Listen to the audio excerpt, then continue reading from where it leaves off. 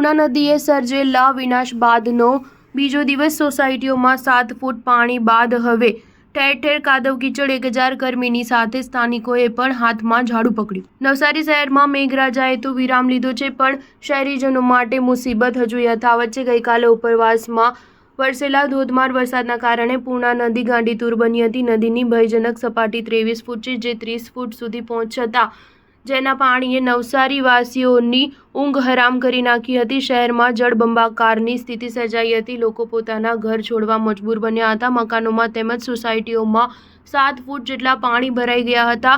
ત્યારે આજે પૂરના પાણી તો ઓસર્યા છે, પણ હવે ઠેર ઠેર કાદવ કીચડ અને ગંદકી પણ થઈ ગઈ છે, જે દૂર કરવી તે શહેરીજનો માટે અને તંત્ર માટે એક મોટો પડકાર છે। વહેલી સવારથી જ તંત્રની સાથે શહેરીજનો પણ કાદવ કીચડને બહાર કાઢવાની કવાયત હાથ ધરી છે। નવસારીના ભયાનક પૂરના કારણે બારડોલી નવસારીનો રસ્તો બંધ કરવામાં આવ્યો છે। નવસારીમાં પૂરના પાણી ઓસર્યા બાદ ઠેર ઠેર ગંદકી થઈ છે, જે સાફ કરવી મોટો પડકાર સાબિત થઈ રહ્યો છે। પૂરની આફત બાદ ઘરમાં ભરાયેલા કીચડને બહાર કાઢતા લોકો વહેલી સવારથી જ કામે લાગ્યા છે। નીચાણવાળા વિસ્તારોમાં મુસીબત સતત વધી રહી છે। અનેક લોકોના ઘરોમાં પાણી ભરતા ઘર વખરીનો સામાનનો નાશ થઈ ગયો છે। લોકોને ખૂબ નુકસાની થઈ છે। પરિવારો વહેલી સવારે જાગીને સાફ સફાઈમાં જોતરાયા છે। બીજી તરફ પાલિકાએ પણ સાફ સફાઈની કામગીરી આરંભી છે। પાલિકાએ પાડોશી 6 નગરપાલિકાની મદદ લીધી છે। 1000 કર્મચારીઓ શહેરની સાફ સફાઈમાં જોડાયા છે।